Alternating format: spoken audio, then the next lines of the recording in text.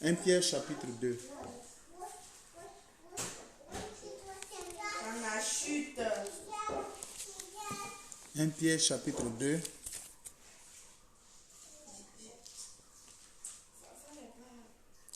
On est toujours dans le même esprit, hein, de racheter le temps. C'est bien giflé. 1 Pierre chapitre 2.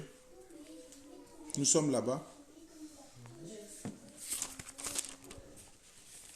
Je vois il y a écrit 2 premières lettres de Pierre. Oui, c'est ça. C'est bizarre. Chapitre 2, c'est bon. Attends, 313.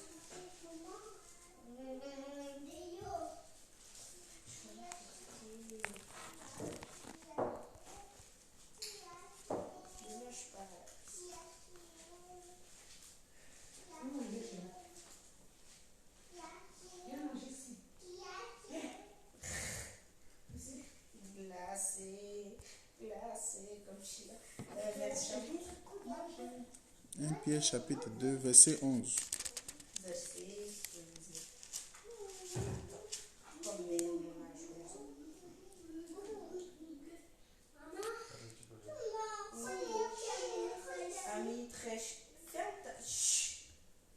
Amis très chers, vous êtes des gens de passage et des étrangers sur cette terre. C'est pourquoi je vous demande, ne suivez pas les désirs mauvais qui luttent contre vous. Au milieu de ceux qui ne connaissent pas Dieu, ayez une belle conduite. Alors, s'ils vous accusent faussement de faire le mal, ils verront vos bonnes actions. Et ainsi, le jour où Dieu viendra, ils rendront gloire. Obéissez aux autorités à cause du Seigneur, au roi, parce qu'il est chef de tout, et aussi au gouverneur, le roi les envoie pour punir ceux qui font le mal et féliciter ceux qui font le bien. C'est doux, papa. Continue. Dieu veut ceci par vos bonnes actions. Fermez la bouche aux gens stupides et ignorants. Conduisez-vous comme les personnes libres, mais votre liberté ne doit pas devenir comme une couverture pour cacher les actes mauvais. Conduisez-vous plutôt comme des serviteurs de Dieu. Ayez du respect pour tout le monde. Aimez vos frères et vos sœurs chrétiens. Honorez Dieu. Respecter le roi. Moi, j'ai vu une petite question que je peux raconter ça. Est-ce que Jésus, il va revenir avec le même corps? Jésus va venir nous enlever, non? Oui, mais est-ce qu'il va revenir avec... Il vient dans les airs. Oui. C'est dans les airs que ça se passe. Oui, mais est-ce qu'il va revenir avec le même corps? Et quel corps il est parti alors? La corps, en fait, la chair. Il est parti avec quel corps? C'est ça. Le corps avec lequel il est parti là, c'est ça, il va revenir. Ah, donc il va revenir avec le même visage là et tout. Quel visage? Tu as une fois vu le visage de Jésus? Non, je veux dire le visage de quand il était venu sur terre et il est parti. Et quand il va revenir, est-ce qu'il va revenir avec le même visage? Ah, donc il va pas. Donc je vais voir ce qu'ils ont vu. Et en fait, est-ce que c'est vrai que Jésus il est semblant et il a des cheveux bleus? Les cheveux aussi. Ah non, c'est pas vrai, c'est parce que les garçons n'ont pas de cheveux. Bon, aussi. Ouais, pardon. Pardon pour la distraction. Mais bon, les questions sont pertinentes aussi. Lis dans ta version, qu'est-ce qu'il dit? La mienne? Chez lui, le frère. Qu'est-ce qu'il dit dans ta version? Bien-aimés, je vous exhorte, comme étrangers et voyageurs sur la terre, à vous obtenir des convoitises charnelles qui font la guerre à l'âme. Ayez au milieu des païens une bonne conduite, afin que, là même où ils vous calomnient, comme si vous étiez des malfaiteurs, ils remarquent vos bonnes œuvres et glorifient bien au jour où il les visitera. glorifier Dieu au jour. Oui, au jour où il les visitera. Oui. Verset 13. Soyez soumis à cause du Seigneur à toute autorité établie parmi les hommes, Oui. soit au roi comme souverain. 14. Soit au gouverneur comme envoyé par lui pour punir les malfaiteurs et pour approuver les gens de bien. 15. Car c'est la volonté de Dieu qu'en pratiquant le bien, vous réduisiez au silence les hommes ignorants et insensés. Oui, oui. Donc, dans ce passage, nous voyons très bien que voici une interpellation encore, vous voyez. Il nous dit, bien-aimés, je vous exhorte comme des étrangers et voyageurs sur la terre.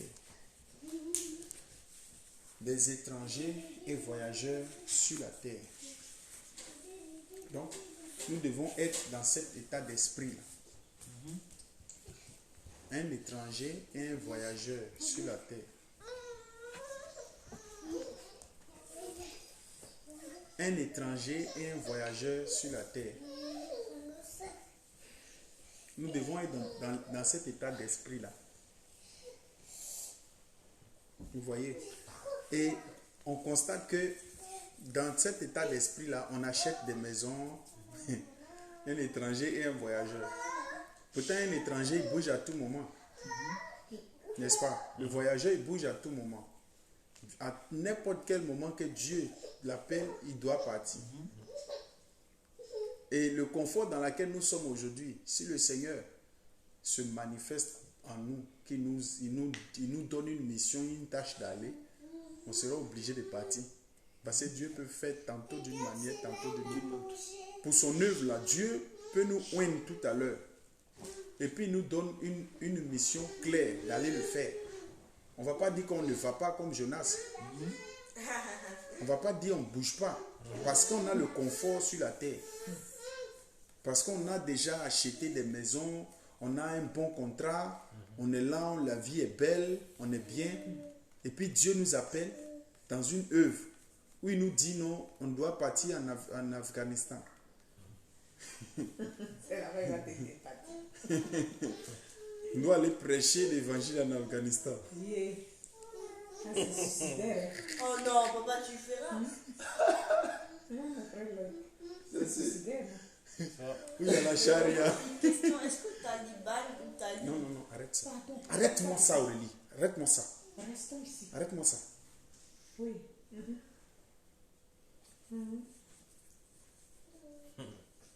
Dieu t'envoie en Afghanistan. Ils viennent de prendre le pouvoir. Ils sont très frais comme ça. Avec la charia. On dit un voleur, on coupe son bras.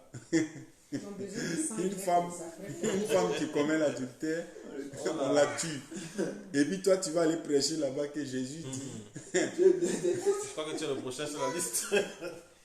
Le prochain sur la liste. Si Dieu t'envoie là-bas, tu pars où tu ne vas pas. Et c'est Dieu qui t'a envoyé. Hein? Et là, on voit la foi maintenant. Ah ouais. C'est là on voit la foi. On rigole, mais Dieu peut faire ça. Parce qu'il y a des âmes aussi là-bas pour lui. Hein? Il y a des âmes pour lui. Mais Dieu va te mettre dans une stratégie dans laquelle tu vas aller. Il peut te dire, habille-toi comme eux. Il peut te dire ça de manière particulière. Habille-toi comme eux, sois au milieu d'eux. Tu vas même à la mosquée avec eux, tout et tout. Tu fais des amitiés avec eux. Tu prends l'ablution avec eux, tu te prosternes comme eux. Mais toi, tu ne dis rien. Il est imam là, tu fais amitié à lui. Un bon jour, tu le coinces à quelque part là, le Saint-Esprit. Non, à une occasion. Une occasion à quelque part, le Saint-Esprit te saisit là. Et tu lui prêches l'évangile, il croit. Vous êtes deux maintenant. Commence la révolution. Après, vous prenez le muezzin maintenant, celui qui crie Allah. Toi, tu commences aussi à faire ton micro aussi. Prenez le muezzin là qui fait Allah wa Kubaruna. Voilà. C'est lui maintenant, l'imam tombe sur lui aussi. Sous le Saint-Esprit, le prêche. Lui aussi, il croit. Le jour, il prend le micro là. Il va dire, Jésus-Christ vous dit de vous repentir au nom de Jésus-Christ. Quand ils vont attendre ça. Donc ils vont les chercher dans toute la... Ils vont les chercher. Ils ne vont même pas descendre jusqu'en dessous. Ah oui, c'est... Ils vont le fusiller. Depuis là, écrit là. Mais Dieu peut faire ça. Ouais, il peut le faire. Ouais. Dieu est capable de. Parce que l'évangile doit aller par toute la terre. L'évangile doit aller partout. Mais quand... Ben, c'est déjà répandu sur toute la terre. Hein. Déjà Internet et tout. Tout le monde a accès maintenant. Oui, c'est parti. À part dans les endroits reculés il y a des pygmées en brousse, tout ça là. Ouais, c'est ça. Ils n'ont pas Internet. Même les Afghanistan. Même au Cameroun, il y a des régions dans les brousses, les forêts là, les pygmées. Mais il y a des campagnes d'évangélisation en Afrique. Hein. Oui. Ça fait juste ça. Ouais. Toute la terre, déjà. On parle des sauvés, hein, on ne parle pas des gens qu'on prête, on leur parle de Jésus, on parle des gens qui sont sauvés. Pas quand les gens qu'on leur donne les informations que Jésus est mort à la croix.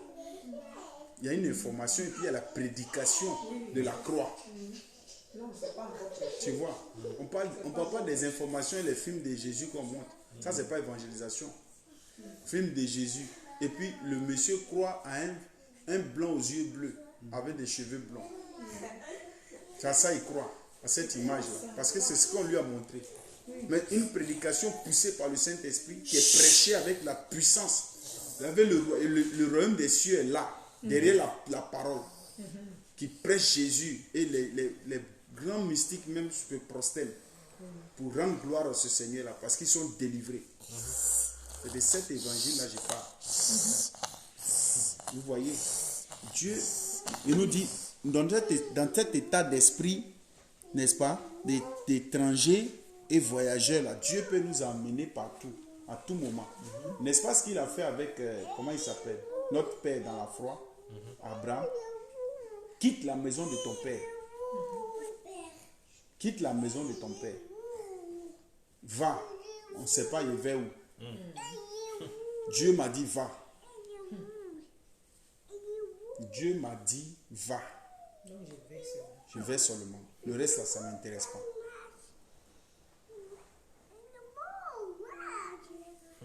Sauf qu'on soit prêt, on cherche le Saint-Esprit, on cherche le Seigneur là. Quand il va descendre là, il va nous dire des choses de faire. Il faut qu'on obéisse aussi à faire. Mais quand on regarde nos cœurs, on n'est pas prêt. On est encore attaché au matériel, aux choses de la terre. Donc on se trompe nous-mêmes quand on demande le Saint-Esprit. Parce que quand il va nous donner une tâche d'aller faire là, est-ce qu'on ne va pas regarder derrière comme la femme de l'autre? Il faut qu'on obéisse. Même si ça va nous causer des problèmes, il faut qu'on obéisse. De toute façon, tant qu'on n'a pas obéi, on a toujours des problèmes. Tu vois, Tu es dérangé. Là. vous voyez, Tant que tu n'obéis pas là, ton cœur n'est pas en paix. Jusqu'à ce que tu obéisses, et là maintenant tu retrouves la paix. c'est pourquoi on fait des vaccins qui est sorti là, on voit ça un petit truc comme ça là. On ne sait pas ce qui va se passer. Nous on prie, on prie. Si les lois se durcissent, on est prêt à assumer. On est prêt à assumer, perdre ton emploi. Et des mondains même ont perdu leur emploi. À plus forte raison, toi qui crois à la parole de Dieu. Eux, c'est sur base de quoi ils ont décidé? C'est sur base des études de médecine, tout ça. Nous, on dit c'est une œuvre démoniaque. Nous, on ne fait pas partie de ça. Maintenant, on te dit qu'on te renvoie de ton entreprise. Tu es prêt à accepter ça? Payer le prix, tu es fier de rentrer à la maison. Toi, on m'a renvoyé à cause de ma foi. Je ne me vaccine pas à cause de Jésus. Je ne suis pas prêt. Dis, oh, tu es fou, toi tu es fou, on t'insulte. Et tu es fier de rentrer à la maison. Ah oui, c'est clair. Et puis tu vas réfléchir que j'ai payé ma facture comment? Je vais manger comment? Ah, la réalité, Quand ça vient maintenant là, je vais manger comment? Je vais faire comment là? C'est là la foi. Tu as vu? Mais tu n'as pas à te poser la question de comment. Parce que l'onction qui est sur toi quand tu leur dis que je ne me fais pas vacciner là, cette onction-là va te garder. Amen, amen. Tu comprends? Parce que il faut qu'il y ait un truc qui doit monter dans toi avant que tu parles. C'est une sainte colère. C'est là, tu es tout feu, tout flamme là, tu les parles. Et tu es tranquille. En comptant sur le Seigneur, bien sûr. Amen. Ça va secouer au début, ça va secouer. Mais Dieu que tu as compté sur lui, il ne va pas t'abandonner. Non, te lâche, non. Parce qu'il permettra même que tes collègues te nourrissent. Il est capable de ça. De te trouver toujours la nourriture. Il est capable. Les gens à qui tu as fait du bien dans le passé, quand ils vont entendre ton histoire, ils vont te soutenir. C'est Dieu qui fait comme ça. Susciter des gens même que tu ne connais même pas pour t'aider. Mais on n'est pas encore arrivé à là, mais préparons-nous. Parce qu'on ne sait pas ce qui va arriver dans le lendemain. Aujourd'hui, c'est vrai, nous vivons comme ça, on voit des choses comme simples comme ça, mais on ne sait pas ce qui va se passer demain. Mais nous, on prie, on se cache dans la parole de Dieu et on est tranquille, on est assis. Mais notre foi doit être authentique. Le non qu'on a dit là, que notre non soit non. Que notre oui soit oui. Pas on dit non et puis quand c'est chaud, tu cours pour aller te vacciner par derrière. C'est ça. Quand c'est chaud là, tu cours pour aller te vacciner derrière. Moi, j'ai des gens qui m'ont proposé d'avoir le pass sanitaire sans être vacciné. Tu as vu? Tu as vu ça? Il y a déjà ça ici. Ah ouais. Tu as vu? Il y a un réseau qui est déjà ouvert. Tu peux avoir un pass sanitaire sans que tu sois vacciné. Hein. Oui. Wow. Les réseaux sont ouverts depuis. En France, c'était là. En France, oui, aussi. On a déjà, mais tu leur montres que tu te fais vacciner. C'est Tu tout. payes juste le médecin et puis tu sors. Tu le- payes le médecin, il fait sortir le truc pour toi. C'est vrai, hein. Tu as vu? Il y a la magouille dedans. Bah non, si toi tu prends position, toi tu prends pas position. Voilà. Ça sert à rien de faire des magouilles. Voilà. Ça ne sert à rien. Là, c'est la tricherie. Là. Donc, on est pèlerin et voyageur. Tout ça là, on doit comprendre ça. Et puis, il dit sur terre. Et puis, il dit quoi? À vous abstenir des convoitises charnelles qui font la guerre à l'âme. Les convoitises charnelles, ces convoitises-là font la guerre à notre âme. Ouais. Donc, ce sont les convoitises-là qui nous détachent de Dieu. Amen. Parce que le Seigneur est le gardien de nos âmes. Donc ça vient faire la guerre là, pour que ça puisse te détacher du Seigneur. Puisque tu as convoité quelque chose que tu veux avoir sur la terre, à tout prix, coûte que coûte. Ça va te faire rentrer dans des circuits qui ne sont pas bons. N'est-ce pas? Or, c'est une histoire de ton âme qui est en jeu. C'est compliqué. Hein. C'est compliqué. C'est une histoire de ton âme qui est en jeu, puisque Surtout en été. tu ne peux pas faire le marche arrière. Hein? Il a lutté contre le Soviet. Tu ne peux pas faire marche arrière. Je dis non, je ne dors pas. Tu as vu? Verset 12, il dit quoi? Au milieu des païens est une bonne conduite. Au milieu des païens. Voilà. Il dit que les païens doivent témoigner de notre bonne conduite. Amen. Les païens doivent témoigner de notre bonne conduite. Notre manière de nous conduire. Les païens doivent témoigner de notre bonne conduite. C'est pourquoi je disais une fois à je ne sais pas si c'est la soeur Christiane, où je disais à une soeur que quand tu travailles avec des gens, tu es dans une entreprise, le jour que tu pars, ton patron doit pleurer. Il ne doit pas se réjouir. Parce qu'il y a tu es là, tu es là, mais tu travailles comme si tu travailles pour le Seigneur. Amen. Tu fais tout droit, tu fais tout juste, tu fais tout comme tu peux faire. Sans à gauche ni à droite. On te dit samedi où tu viens. On te dit dimanche où tu viens. C'est pas qu'on t'accable le travail. Hein. Mais dans tout ça, tu obéis comme on te demande d'obéir. Tu vois? Mais il y a des moments aussi où tu vas dire non. Parce que si ça empiète un peu ton programme qui est plus important, là seulement tu dis tu ne peux pas. Ça, c'est compréhensible. Avec les collègues qui provoquent les gens, des insultes par-ci, par-là, il y a beaucoup de choses qui font énerver, quoi. Mais au milieu de ça, quand eux-mêmes ils te voient, ils savent que celui-là, c'est quelqu'un de bien. Voilà. C'est quelqu'un de bien, qui a une bonne conduite. Ils savent que c'est quelqu'un de bonne conduite. Et il dit au milieu des païens, afin que là même où ils vous calomnient, comme si vous étiez des malfaiteurs, donc ces personnes-là vous calomnient comme si vous étiez des malfaiteurs. Ils vous calomnient pourquoi? Il vous calomnie à cause de la bonne conduite que vous avez. Amen. Mais ça dit, c'est comme c'est pas la même chose là. Avec eux, donc il te calomnie. Il dit, oh, il n'a qu'à quitter là, lui là. Tu vois? Parce que c'est différent. Il dit,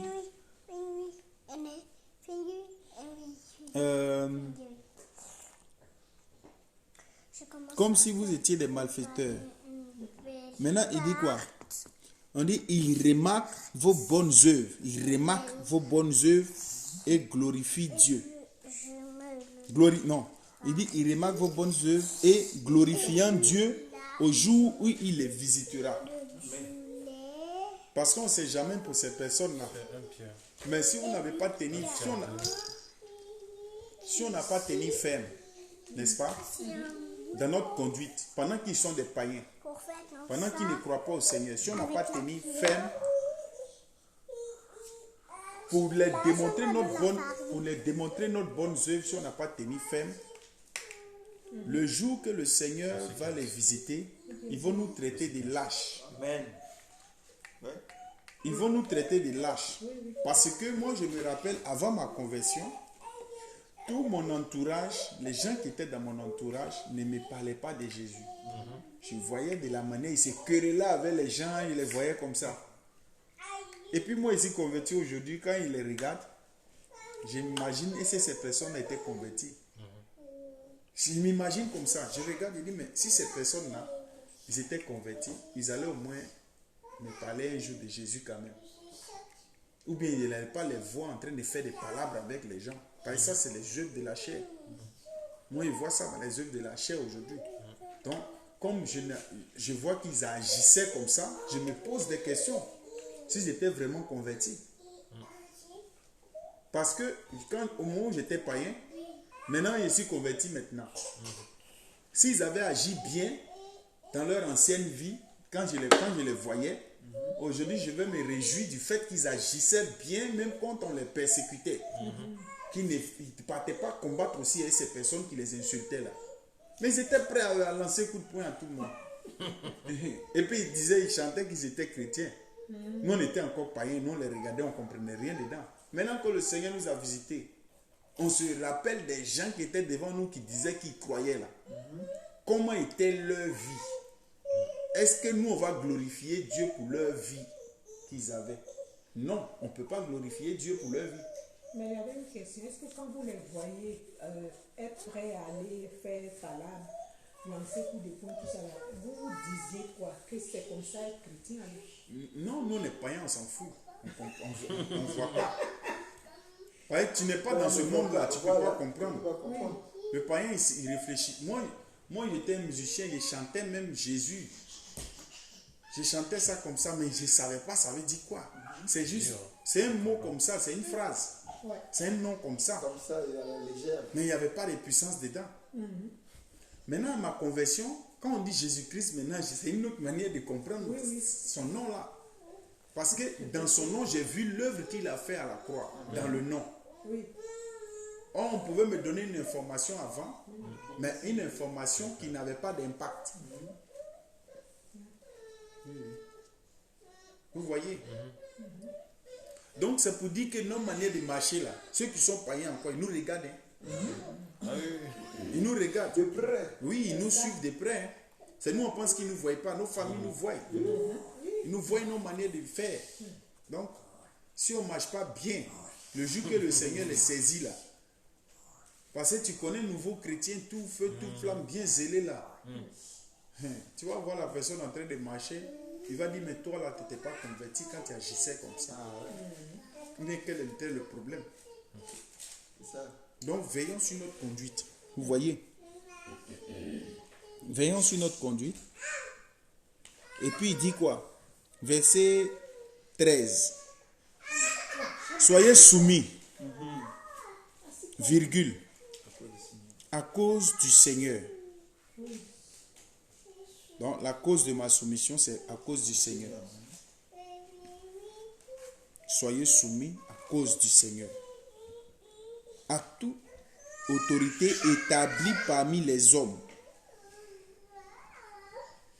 Donc ça veut dire que je ne peux pas me faire la bagarre avec un corps habillé. Je ne peux pas manquer du respect à n'importe quelle autorité que je vois devant moi. Je ne peux pas lui manquer du respect. Vous voyez?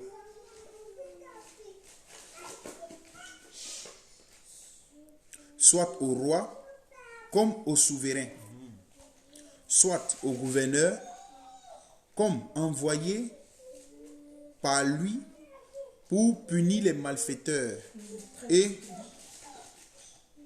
pour approuver les gens de bien. Verset 15. Car c'est la volonté de Dieu qu'en pratiquant le bien, vous réduisez au silence les hommes ignorants et insensés. Vous voyez? Donc, c'est la volonté de Dieu. Dieu veut que, voilà ce que ça veut dire.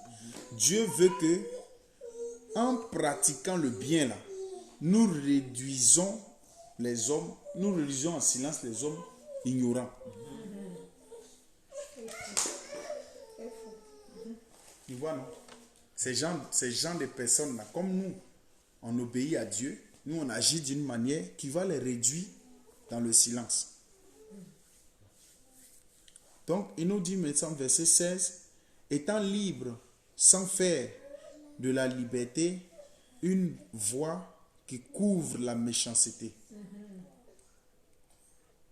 mais agissant comme des serviteurs de Dieu. Après, il va dire, honorez tout le monde. Honorez tout le monde. Honorez tout le monde. Aimez les frères. Aimez les frères. Craignez Dieu. Honorez les rois. Et puis, il va dire après, serviteurs, soyez soumis à toute crainte à vos maîtres. Non seulement à ceux qui sont bons et doux, mais aussi à ceux qui sont de caractère difficile. Ça, c'est moi mon verset qui est là. Parce que quand tu vois l'injustice qu'on te fait au travail, souvent ça t'énerve. Tu veux réagir. Ça fait murmurer, ça te fait mettre amer. Mais il faut que je comprenne bien de quoi il est en train de parler ici moi-même. Est-ce que ça veut dire que s'il y a une injustice, On doit pas réagir. je ne dois pas parler? Ou bien qu'est-ce que je fais? C'est ça. Tu donnes toi à Dieu. Hein? Tu donnes toi à Dieu. C'est-à-dire au milieu de toute injustice, toi tu dis rien, tu fais ton boulot seulement, c'est tout.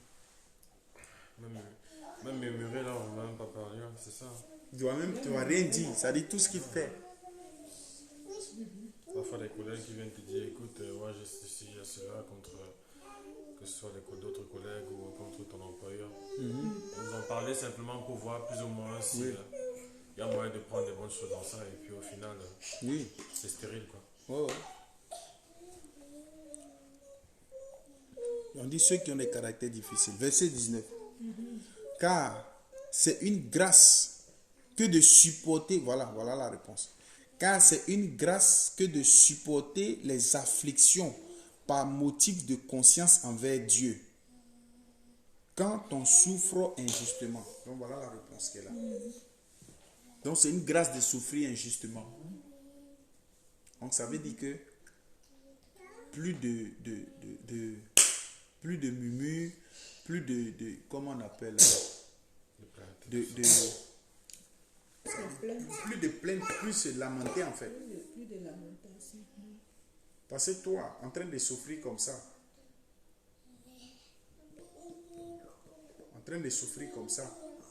et que toi, dans ton cœur, tu es pur envers la personne, Dieu va le renverser vite fait. Que toi, tu cries à Dieu seulement de te faire justice. Tu cries à Dieu seulement de te faire justice. Tu cries à Dieu seulement de te faire justice. Au milieu de ces injustices des hommes, Dieu n'a qu'à te faire justice.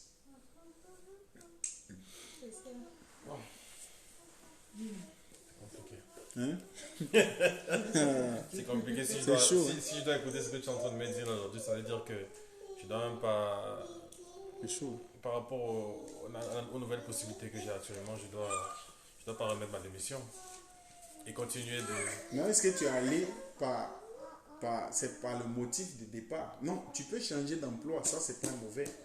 Tu peux changer d'emploi, tu es libre de travailler où tu veux.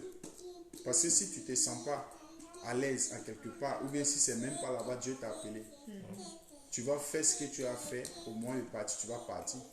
Ou alors si Dieu t'a appelé là et que voilà, tu es arrivé à un moment où tu dois passer à autre chose. Oui, Tu vois, parce que ça, c'est pas parce que Dieu t'a appelé là que tu dois rester indéfiniment sur place. moi, je suis là, je travaille aujourd'hui, mais peut-être c'est pas fait une carrière là-bas. Je ne sais jamais. Je fais ce que j'ai à faire. Le jour que c'est fini, c'est fini. C'est simple. Peut-être quand c'est fini, là, il y a une autre porte qui s'ouvre à notre Ah oui, c'est ça. C'est ça justement. Voilà. Moi, j'ai démissionné de mon ancien travail. C'est moi-même qui ai mis ma lettre de démission. Parce que mon ancien chef m'exploitait. Oui, c'est ça. C'est la même chose que je ressens. La Bible nous dit que l'ouvrier mérite son salaire. Non? On devient ouvrier d'abord avant de mériter un salaire. Donc, c'était dans la peau d'ouvrier, mais je n'avais pas de salaire. Donc, là, je dois démissionner. Je démissionne, je ne travaille plus pour la personne, c'est tout. Je fais autre chose où on peut reconnaître mes efforts. Parce que c'est une parole de Dieu qui doit s'accomplir. L'ouvrier mérite son salaire. Il a dit ça dans le cadre des prédicateurs, mais on a ouvrier. Il y a des maîtres qui sont sur nous. Ils doivent nous payer. Si tu ne payes pas, qu'est-ce que tu fais comment? Pas comme il faut. Voilà. Donc il y a une exploitation. Dans cette exploitation-là, tu es obligé de chercher ailleurs. Tu n'as pas mal fait. Tu as servi, Tu vois. une minute, c'est ça. Et pour ne même pas que tu continues, pour ne même pas que tu pêches, tu te détaches. Ça revient au même, par exemple, avec... Tu marches avec un ami où tu vois la pensée de cet ami-là te conduit toujours dans le monde. Comme tu sais qu'aller dans le monde est une inimitié avec Dieu, tu te sépares de ton ami-là. Tu n'as pas mal fait. Tu as très bien fait de te séparer de cet homme-là.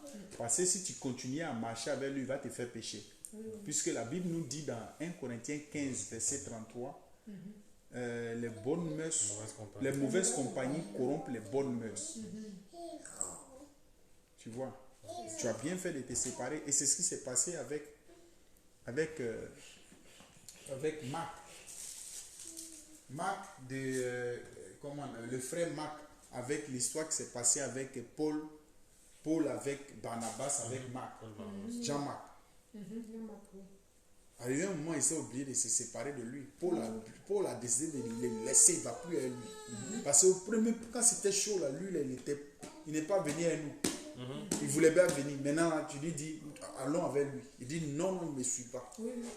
Parce qu'il va venir encore là, il n'avait pas voulu partir, non. Maintenant, là, toi, tu dis, il n'a qu'à venir à nous. Il dit, non, il ne me suit pas. Il a bien fait. C'est ce qui s'est passé avec Abraham et l'autre. Les bergers d'Abraham se faisaient palabre avec les bergers de l'autre. À faire des palabres là, il faut qu'on se sépare, mon frère, mon cousin. Toi, va un côté, moi, je vais un côté. On doit se séparer. La séparation n'est pas une mauvaise chose. La séparation est une très bonne chose. Si vous êtes ta mère, par exemple, toi et peut-être l'un de tes frères, si vous êtes ta mère, et l'heure de prier est arrivée, vous priez ou qu'est-ce que vous faites? Vous ne vous comprenez pas. Vous ne vous comprenez pas. Il y a un peu d'embrouille en vous. Le cœur est troublé. Vous priez. Quand l'heure de prière est arrivée, vous faites comment? Réglez le problème. Réglez. Je vous écoute. On fait comment? Là, ça c'est la vie active. C'est la vie active qui est là. Voilà, tu as vu? Voilà deux bouches. Lui dit on règle la prière, lui dit c'est la prière. Non, moi je dis on règle le problème d'abord avant de prier. Tu as vu? Oui, c'est ça. On ne peut pas prier sans régler le problème. C'est pas possible. Pas marcher ensemble si on n'est pas d'accord. Tu as vu, non? Lisons Amos. Ouvrez le livre d'Amos. Allez mettre de l'eau bleuté.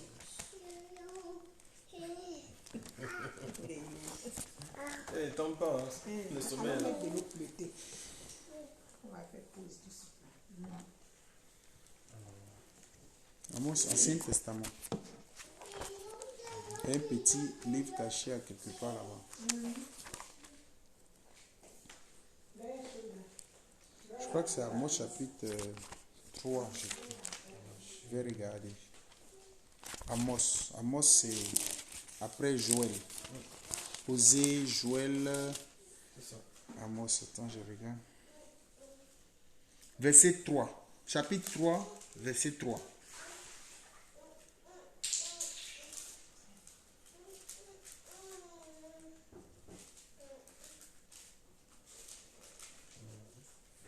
Qu'est-ce que ça dit?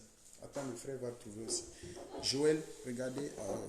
Je sais que c'est après Joël, c'est ça? Page, chez moi, page c'est 1102. Dans Amos 9. Hein. Amos chapitre 3.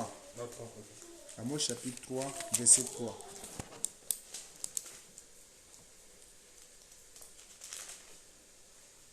Donc je lis. C'est juste ça.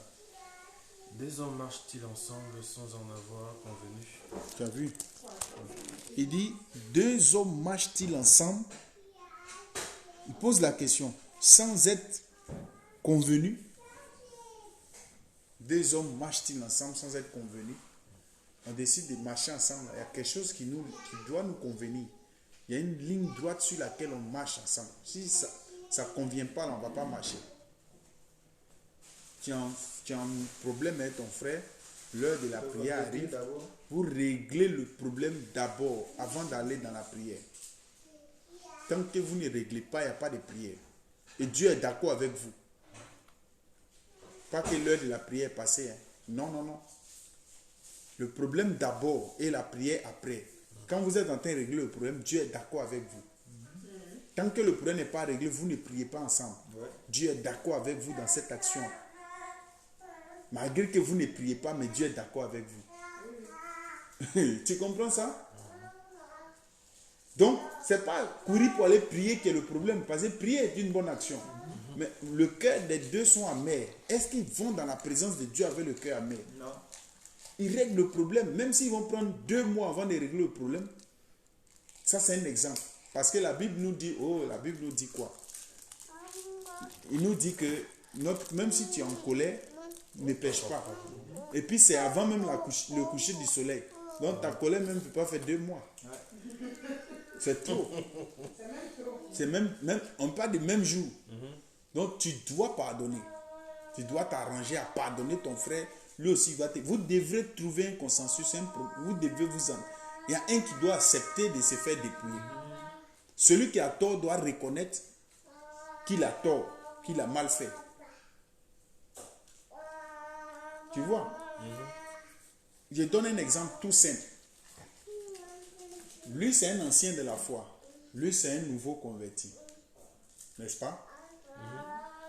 L'ancien dans la foi, lui, il s'est dit que si le nouveau converti porte sa chaussure, ça ne lui fait rien. Parce que c'est qui a lui à son frère.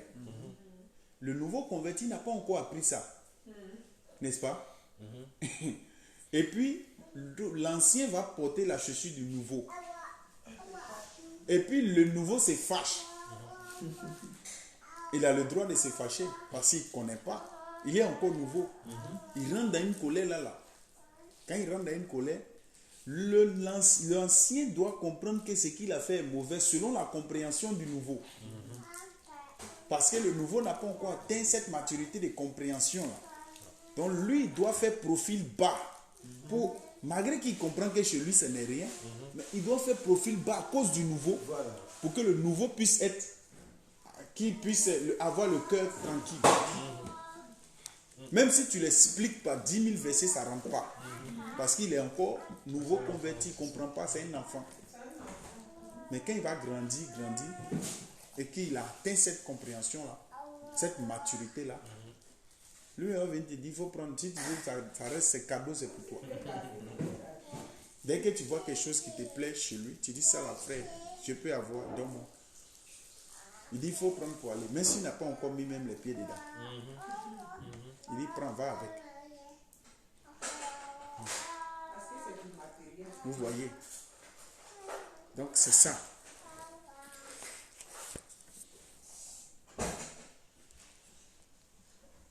Donc, vous voyez, verset 20, il dit en effet, quelle gloire y a-t-il à supporter des mauvais traitements pour avoir commis des fautes?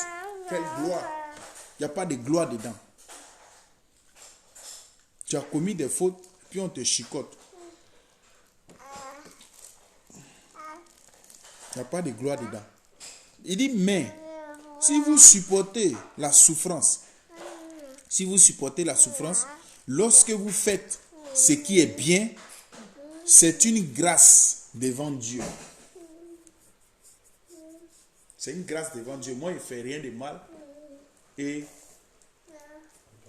on me persécute. Je n'ai rien fait de mal. J'ai dit, ne me vaccine pas. Vous dites que de me vacciner est obligatoire. Moi, je dis, ne me vaccine pas. C'est une bonne chose. Ce n'est pas mauvais. Je n'ai pas tué quelqu'un. C'est une décision. Je dis non, c'est non. Il n'y a pas de problème dans ça. Et on te fait souffrir parce que tu as dit non. Tu as tué qui? Tu as volé quoi? Tu vois? Tu as fait quelle infraction? Et on te fait souffrir pour ça. Ça n'a pas de sens.